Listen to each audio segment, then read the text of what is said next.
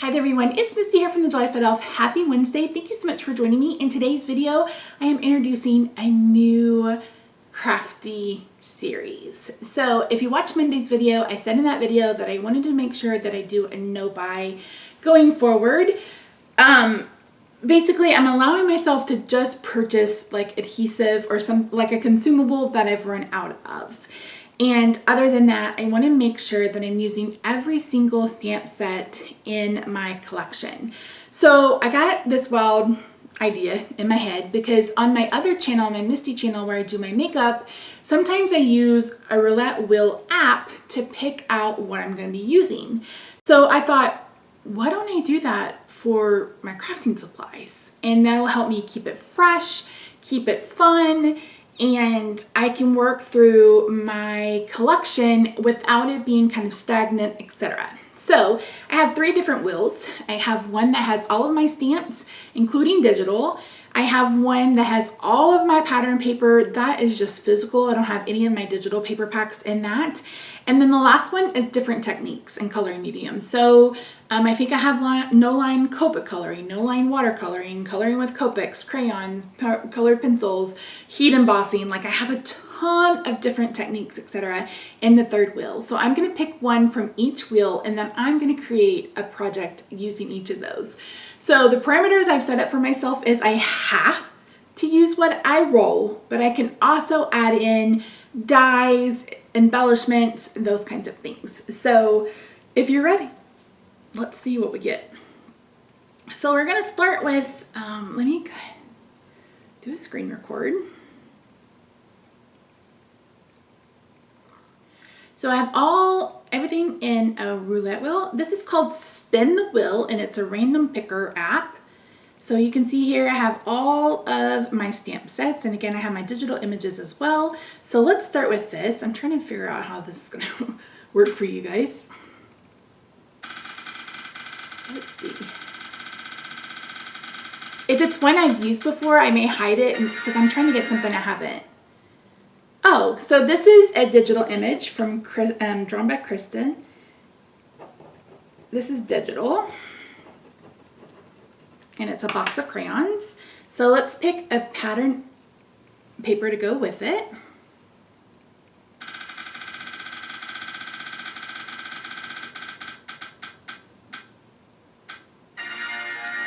Happy birthday, boy.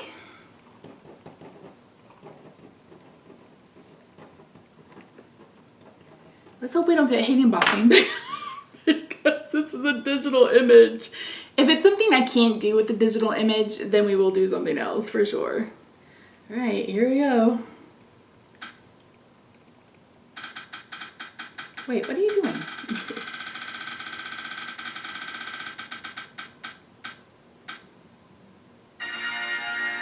Copics. Okay, so I am going to be creating a card using the crayon image from Drawn with Krista, using the Happy Birthday Boy paper from Echo Park, and I'm going to be coloring with my Copics. So yeah, so make sure you give this video a thumbs up if this is something that you think you're going to enjoy, and leave me a comment if this is something you want to see more than once a month. I was thinking once a month, maybe twice a month, but you guys will have to let me know what you think. So okay, I'm going to go grab all of these supplies and then we'll head over to my craft table and we'll get started on it.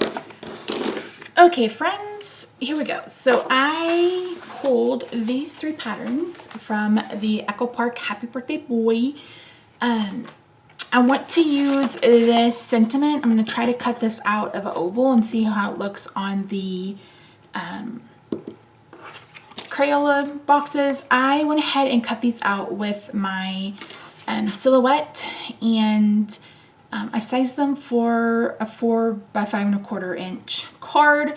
So we'll see how they do. If I don't like that one, we'll figure out one of them. And then I really liked this number pattern. I love the stars, and I also like so there's like some bigger, bigger patterns and then some smaller, and one that looks more like a neutral. And then here are all the colors. So if you want to pause, you can. So the plan for this is the crayon box will be black. yellow. The crayons will be green, red, and a turquoise color. Again, pulling from this, I pulled the jewel tones. Like I pulled this kind of turquoisey, like the red, and then this green. I think those three will look good together. Do I want the turquoise or do I want the navy? Oh man, I kind of like the navy.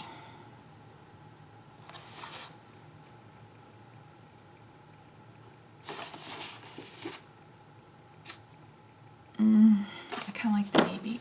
God dang it, Misty. I kind of like the navy.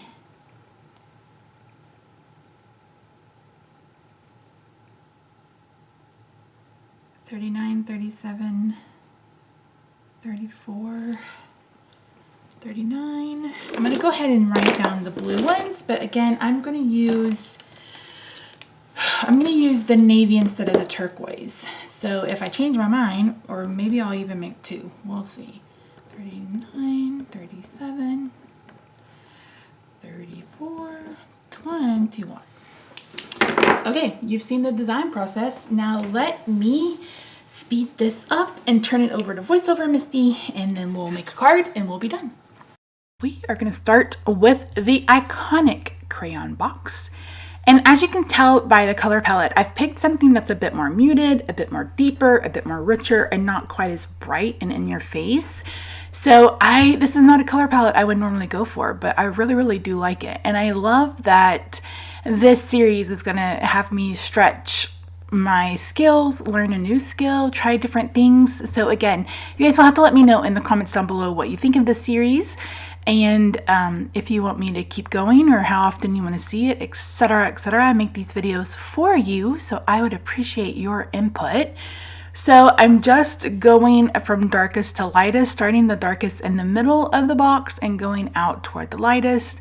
I could have probably gotten away with just using 3 markers, but I wanted to make sure I made it a bit more deeper, and I felt like that 4th deep marker is what I really needed to do for all of the image.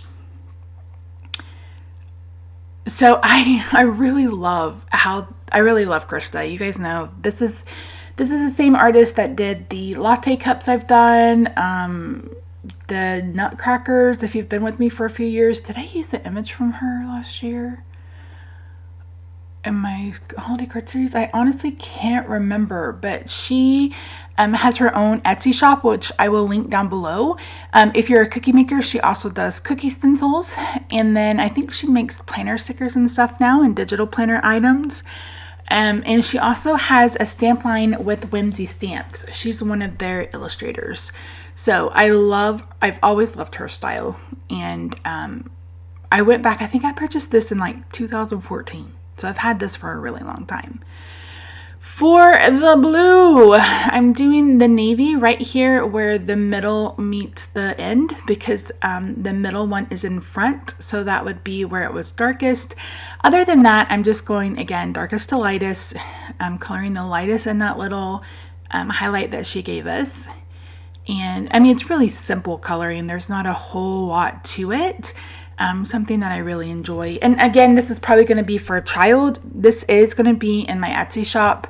I haven't decided if I'm going to just upload once a month or if I'm going to do them as I go. But I will definitely let you know either via Facebook or community page whether or not what I've decided to do. You can give me input on that too if you want to. Just give me all your thoughts. So I decided to go ahead and bring in the BGs that I wanted to use for the crayon to the label, and I really like how that turned out. I'm pleased that I used the red, the green, and the blue for the crayons. I would have went for primary colors, but I mean, we all recognize the Crayola box as yellow and green, so I really wanted to stick with that. I mean, Crayola, like Crayola the brand. I know there are some off brands that are, different color boxes, but Crayola the brand is a yellow box with green on it. So I kind of went that way, but not all the way. And again, this side of the crayon will be darkest because it's behind the one in front. But again, really simple, easy coloring. You could use any kind of colors to do this. Like I mentioned, I've got like 25 or 30 different techniques in that wheel. I added another one yesterday, which was, what did I add? It's like, oh, I need to add that to the wheel. Let me find my wheel. Let me find my wheel.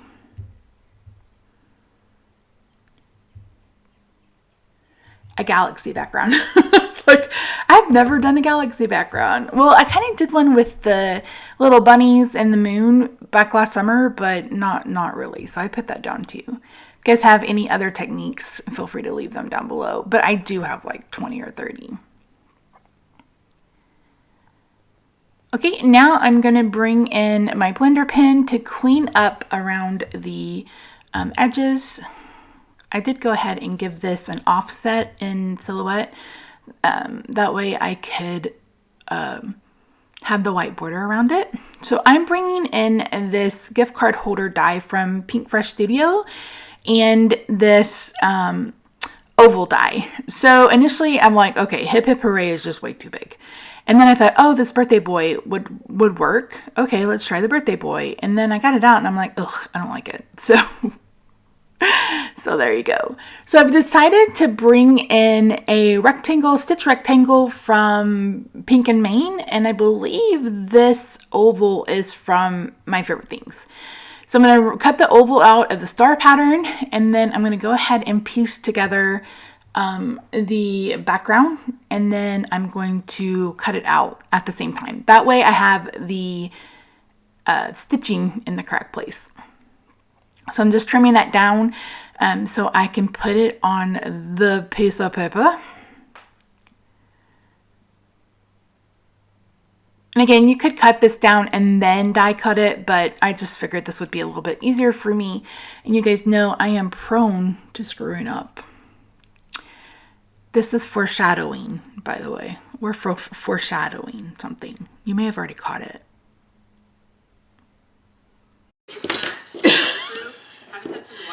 No! God dang it. Y'all, look what I did. Look at what I did. Okay, you can barely see them. Okay. All right, it's about to freak out. So it wouldn't be a Misty card unless I made a mistake, but luckily that oval is going to cover most of it. So not a big deal at all. I'm going to go ahead and get my space cleaned off so I can have some room, some room to do some gluing. I decided to go ahead and use a navy cardstock for the background. I believe this is soft navy from Simon Says Stamp. It's already cut to 4 1/4, so I've just scored it at 5 1/2 to make a top floating card. Those of you who've been with me for a while know that this is my absolute favorite card layout. So I'm just using a craft pick from Tim Holtz to get out the rest of those little circles. So when you're using this die, you want to make sure that you don't glue down the flaps because then you won't be able to stick your gift card into it.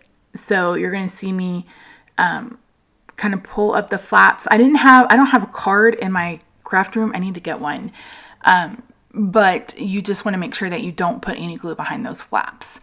So I didn't realize that this cut crooked on top. So I'm going to bring in one of these banners and I'm going to cut that down and glue that onto that white. You can kind of see it goes like from left to right. It kind of goes up. I don't know how that happened, but it did. So I'm just going to add this and then trim it down. And then that part is good to go. You can see I have a little bit of white. So I'm going to go ahead and trim that down too. And then I'm going to adhere this just with some adhesive. I get these off Amazon. I can't remember what they're called. I'm like, what are they called? I can't remember. So this is when I'm like, okay, I don't like that. Don't like that at all. It's way too big. So I went and pulled out all of my birthday stamps and I picked this one. This is the My Stay to Celebrate from My Favorite Things. I haven't used this one yet. It may get used for next week. So I'm just stamping this with some Gina K ink on a scrap piece of paper, and I'm going to use that oval. Any oval die that will fit it will work. I'm going to use that to cut it out. So I'm going to send that through my Gemini, which I love, by the way. I think I've gotten asked a couple of times which machine I use. I use the Gemini. I like it because it's smaller, and I can leave it right on my desk so I don't have to worry about having to get up and down, etc. So yeah, so I ran out of adhesive and I didn't want to get up and get a new one. So I just used, that was a glue dot runner. I don't know if you guys have ever seen those, but it put down square glue dots. So, and here I'm adding a few glue dots because I have a couple of spots that popped up. And then I'm going to add an action wobble because why not? This is going to be a fun birthday card. And I have a ton of action wobbles because, as you guys know, I was on their design team for a while. And then I'm like, okay, I want to add something to it. So I brought in a white to just kind of add like some dots in their cheeks and a little white in that little highlight area. And then I'm like, okay, what am I going to do? So I did, what happened to the color?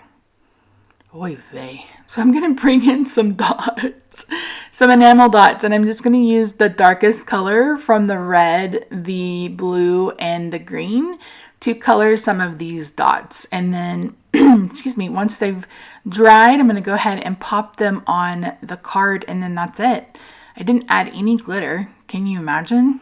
Who am I? Who am I and what have we done with Misty? If they don't dry, you can see right there they kept sticking to my finger. That's because it was wet.